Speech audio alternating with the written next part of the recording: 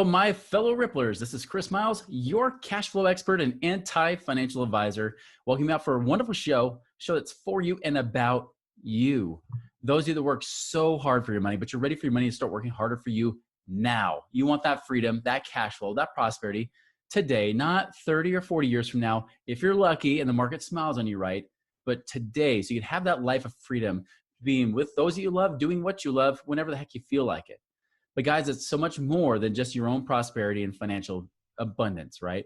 It's about becoming a rippler by creating a ripple effect in the lives of others, because as you are blessed, you can turn around and bless the lives of those around you, not only in your family and generations beyond you, but even across the community and the people that surround you and that you come in contact with. And guys, I appreciate you allowing me to create that ripple effect through you, because without you guys, that would not be possible. Again, thank you so much for tuning in, for binging, for sharing with others. This has been fantastic. Thank you so much. Quick reminder, check out our website, moneyripples.com. There's some great blogs on there, as well as the free ebook, Beyond Rice and Beans, 7 Secrets to Free Up Cash a Day, that you can find now. So check it out.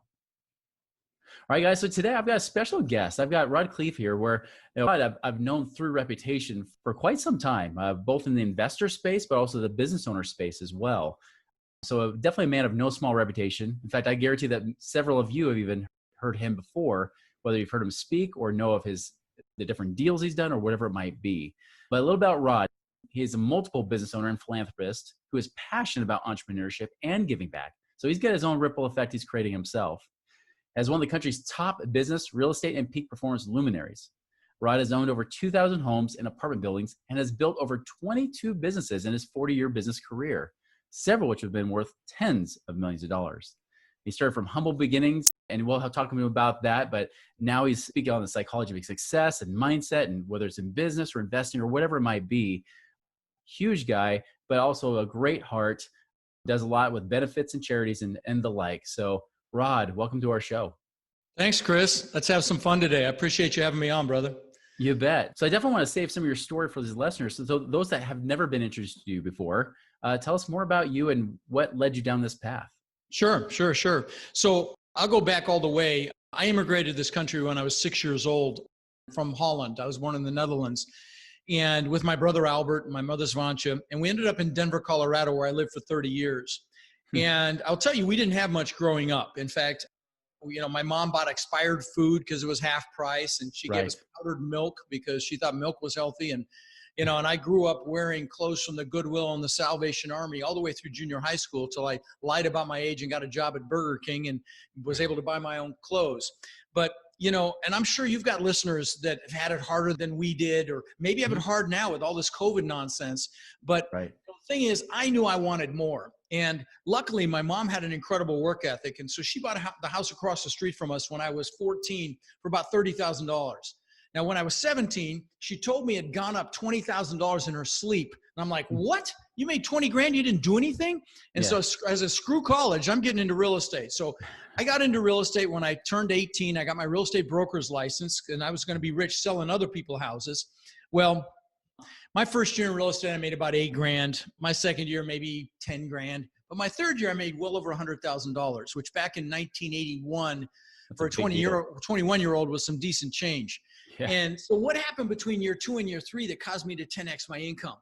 Well, what happened was I met a guy that taught me about mindset, taught me about psychology, how really 80 to 90% of your success in anything is your mindset and your psychology. Only 10 to 20% is the skill set, the knowledge.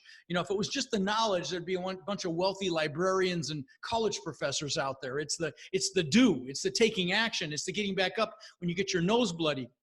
And so, again, fast forward to today, I've owned over 2,000 houses that I rented long-term, multiple apartment complexes. That bio you read from is actually dated. I built 24 businesses. And yes, several have been worth tens of millions of dollars, but all the rest were, I don't call them failures. I call them seminars. All the rest were spectacular flaming seminars.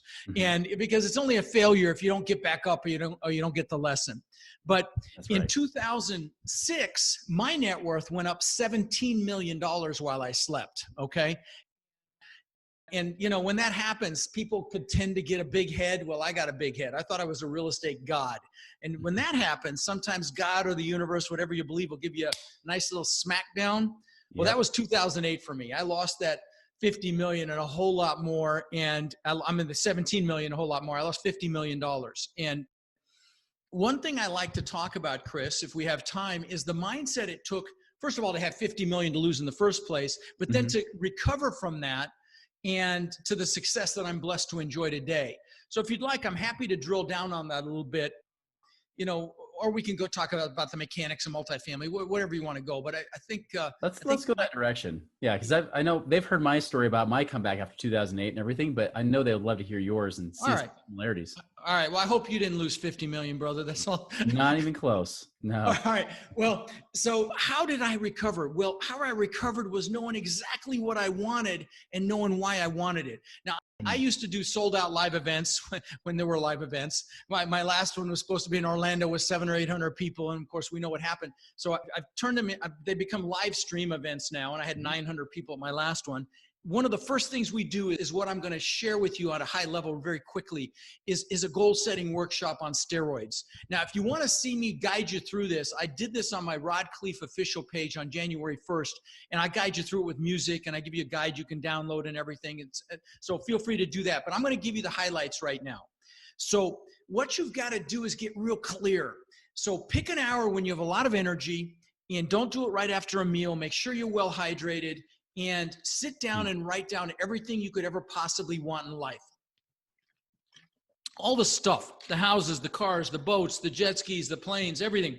Take the lid off your brain. Imagine if you write it down, you're going to get it, which is not outside the realm of reality. Because, I'm sure if you're listening to Chris that you already do your goals. But this process is going to be deeper. So trust me on this. It's not just the stuff. But write down all the stuff because we want stuff. We all want it, all that stuff. And there's nothing wrong with stuff, but we're going to go deeper. So, but when you write your goal down, what it does is it triggers something in your brain called your reticular activating system, which is that filter that subconsciously, you don't even know it's happening, filters out, it directs you to what your brain thinks you're interested in or you want to focus on. And the greatest example is when you first buy a car. You never really noticed them before, and you buy one, and they're everywhere. Were they there before? Of course they were.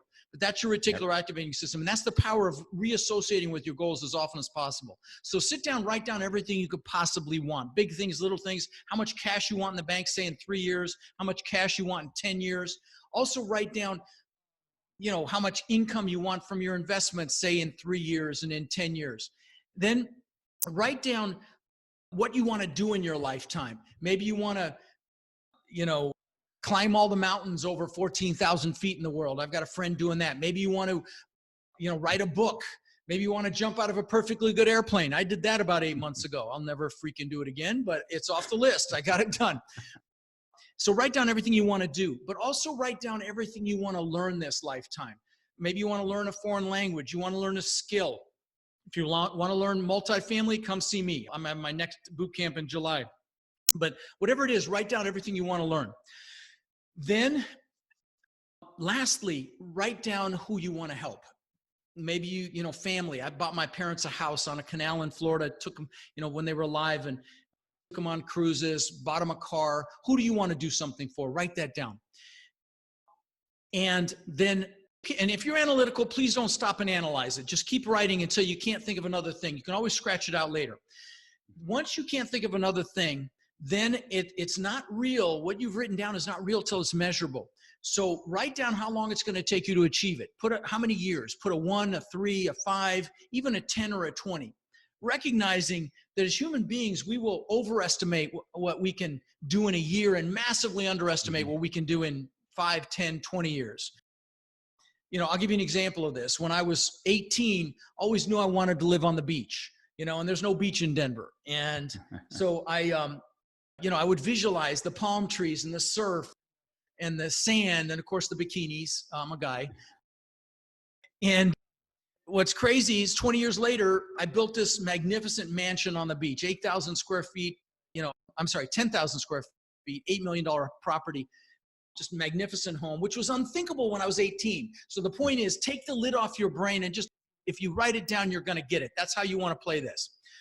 Then once you've got a time limit on each goal, there's a couple more steps. I want you to pick your number one goal. That goal, when you get it, you're like, oh my God, this is amazing. That goal, put that on another piece of paper. Then pick your top 3 one-year goals, put those on a separate sheet of paper, and leave some room in between them. Mm-hmm.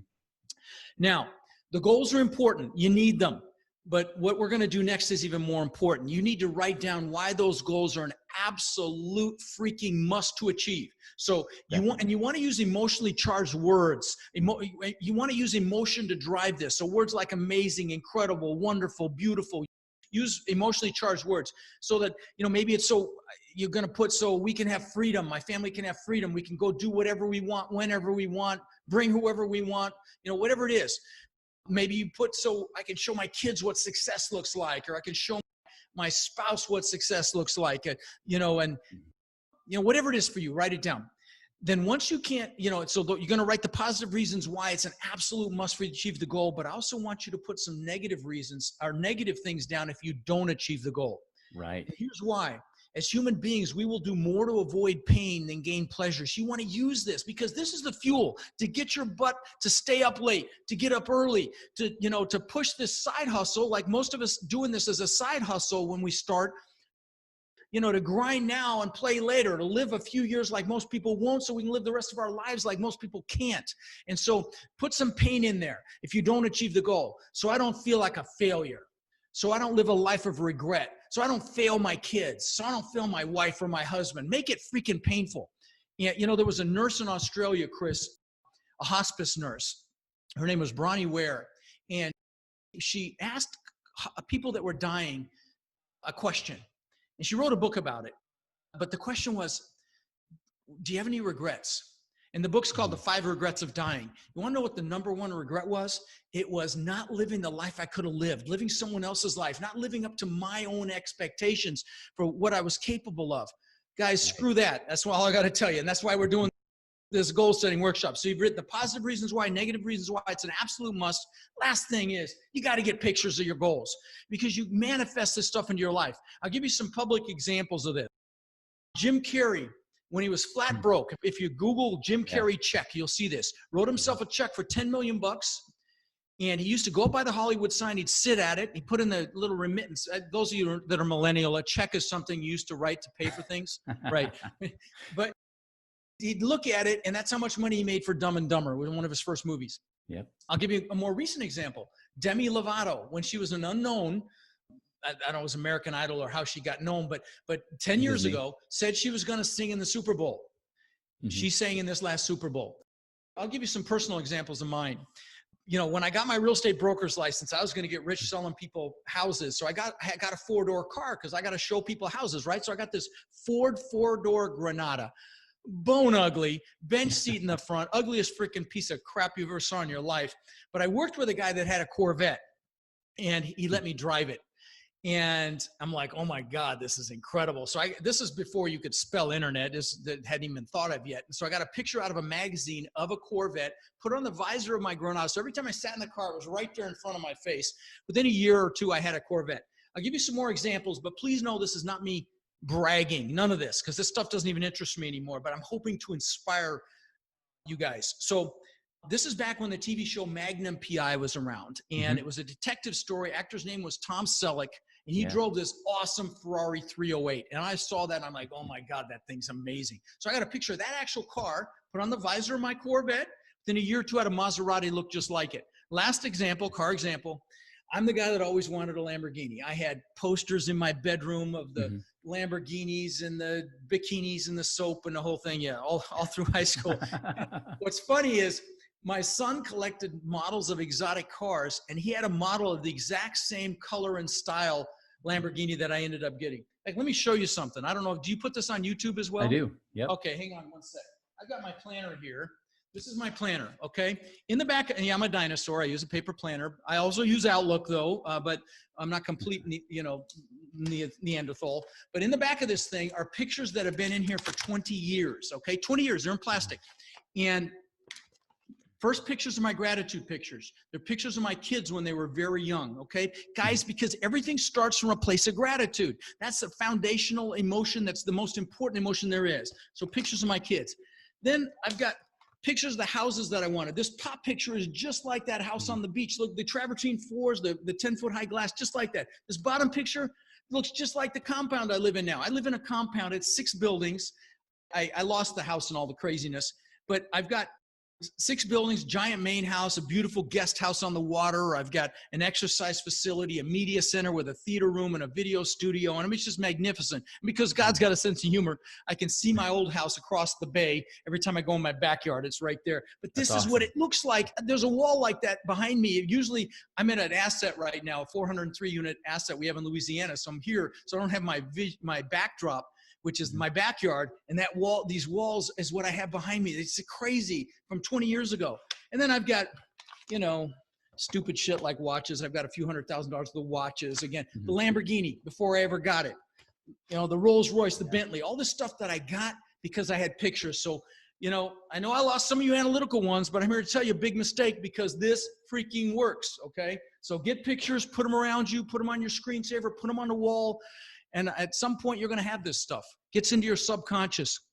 Anyway, I'm off my soapbox. Chris, thank you for letting me rant. Hey, no, that's cool. And even if they're analytical, man, this is actually the meat and potatoes right here. This is it. If you want it, this is how I recovered from losing $50 million. Some people don't recover from that. It was refocusing on what I wanted. It was reassociating with what I wanted. It's so easy to focus on the pain and the hurt. People connect through pain. They don't connect through positivity. They connect through pain. How you doing? Oh, my back's killing me. Oh, come here, brother. But if you go, so how you doing? Fantastic, man. Life is great. They'll be like, take 10 steps back. That guy's crazy. So people connect through pain. But what you focus on gets bigger, and a great example of this is Mother Teresa. They asked her if she was anti-war. She said, no, I'm pro-peace. That's right. Yeah. So that's right. Anyway. No, it's fascinating you bring this up because just last night, my wife and I were talking about some different cases of people that they've been doing personal development for decades, some even decades, right? Doing it forever. But the crazy thing is that the biggest block they have is they have no clue what they want. It's like that Mark Twain quote, right? It's like, I can get people whatever they want. I just can't find anybody who knows what that is. And most people don't know what you want. How are you going to ever get it? Yeah. Right? Yep. Before I met my wife, I literally wrote a 4-page full typed up with high level of detail, exactly what I was looking for in this human being. And the minute I met her, I knew it was her. And at the minute I met her, because I had clearly defined what it was. That's the only way you're going to get it, guys. With clarity. Clarity is power. Okay. You want as much detail as possible in these things that you want. You want to go experience them. One of my bucket list items now is to get a yacht, either to rent one or to own one and go around we went to the Amalfi Coast. It's spectacular. And they have the yachts there. And I want to take a yacht around the boot of Italy and go to Croatia, Greece, and Spain and everything else. So I went to the Miami Boat Show back in February when there was no coronavirus. And I BS'd my way onto these super yachts and sat in the captain's chair and visualized it because it freaking works, guys. I visualized myself owning this thing, laid on the bed, walked around like I own the place because I know it works. It gets your brain going and honed in. So and that's a key point. Like if you're trying to figure out a way to image it, because for me, if it's imaged in my mind, it will happen, right? Yeah. Like if it can go from the page to my brain and I can see myself there. And one of the best ways is trying to experience it. So like, I remember a guy said, hey, his goal was to buy a Mercedes McLaren. He's like, I want a McLaren. I'm like, well, great. You don't have to buy it today. I'm like, go rent it for a week. There's exotic cars that are for rent. Like, go rent it. If after a week you're bored with it, then great. At least you don't have to buy that thing. At least you say, hey, for a week, I enjoy this. It was awesome. And I think that's a great way to do it. Sure. No, you need to experience it. And like I said, I drove that Corvette and that was it. I knew I had to have it. Once you experience something, there's no going back. Let me share one other thing about goals, though. That's really important because I know we're low on time. I remember I talked about that house on the beach. I built this house. It was magnificent. Okay. 3 stories, a giant waterfall out of the 2nd floor balcony into the pool, elevator, wine cellar. To give you an idea of the house, and there's a giant spiral staircase that went up through the middle. And on the 2nd floor, there was an aquarium that I had custom built that curved around the staircase. It cost me almost $200,000. So that gives you an idea of the house. So 2 months after I moved in, and I worked for this thing for 20 years. I just want to mention this because it ties into goals. I worked for this thing for 20 years. 2 months after I moved in, I'm floating in the pool at night. My family's inside sleeping. The pool's changing colors. It's got fiber optic lighting. And I got depressed. And I don't mean I just got a little bummed. I mean, I got really bummed. And I'm like, what the hell? I had just achieved success like times 1,000 and I'm bummed. And so I went and bought some books, and one of them was Tony Robbins' book. He's got several. It was Unleash the Power Within. It was the particular book. But so I went and saw him live, and I found out that he fed families for the holidays. I'm like, wow, what a concept. Do something for someone else, because I had been totally focused on me. Right. Okay. And, I built this house, this testament to my ego is what I call it, because it was to prove to the world that I was good enough. That's the truth of it. It's embarrassing to admit that, but that's the truth. And it was just to prove myself. And so it was all Rod, me, focus on Rod. And so I came back from that event and decided to feed 5 families for the holidays. It was Thanksgiving back then. Now we do it for Christmas. But that gave my life fulfillment. There's a big difference between achievement and fulfillment. In fact, Tony calls it the science of achievement versus the art of fulfillment. There's one thing to be successful, but it's much more important to be fulfilled. And so now I've fed 75,000 children for the holidays over the last 20 years. We've done tens of thousands of backpacks filled with school supplies for local kids. We've done tens of thousands of teddy bears to give to police departments for their officers to keep in cars when they encounter a child. And again, I'm not trying to brag or tell you have to do anything this grandiose, but I know if you're listening to Chris, you want success. And you may be thinking, when I'm successful, I'll give back. Big mistake. Give now, because your success is going to come faster and you'll be happier and more fulfilled on the path. My podcast just hit 8 million downloads, and I've interviewed huge people in the space, but I can at millionaires, billionaires, and I can tell when someone's like I was back then, totally focused on themselves. And I feel sorry for them because I recognize it. It was me. And so guys, if you're listening and you're thinking, you want to achieve to be happy, I'm going to tell you to give back in some fashion. It doesn't have to be huge. Just pick a cause, children, the elderly, pets, the environment, whatever it is, and give back now, because you're going to get there much faster if you're happily achieving versus achieving to be happy. Amen to that. That's exactly the point I would make too. It's all about what you can create. We're only here for so long on this planet. What kind of legacy we're going to leave behind? There's got to be greater fulfillment in our lives. That's it. Anything in this universe that does not contribute, believe it or not, is actually eliminated. Right. And so contribution is a basic human need. We have to contribute in some fashion, and we are not whole if we don't. So it's very, very important that we do. I love it. Yeah. So Rod, if all of our people here, our listeners, want to follow you, sure. How would they do that? I'm having a 2-day virtual boot camp, July 25th and 26th. I'm not selling anything. It's 16 hours of. If you're interested in multifamily real estate, it's kind of a duh. It's $97. Just come. Just trust me, you'll be glad you did. It's a no-brainer, and it's me teaching multifamily real estate, and mindset as well. But it's drinking through a fire hose. I will tell you that. If you're not interested in multifamily, you want the boost, the motivational boost. My podcast, I do a clip every week called Own Your Power. It's 5 minutes, and it'll juice you. Okay, I play music, and it's motivational. It's powerful stuff.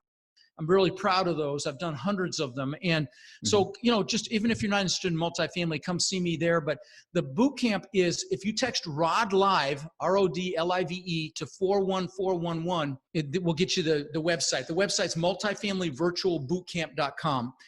I have a lot of fun with it. Again, I had to shift. I had to pivot. I mean, we're innovating right now. We're in COVID, so we had to change things. And, the website, you'll see me in the backyard filming the video about why it's important to come spend 2 days with me, because we pivoted in 3 days. I got that website up, but we got rave reviews. We had 900 people in the last one, and we never dropped below about 720 people watching the entire 2 days. So that's excellent.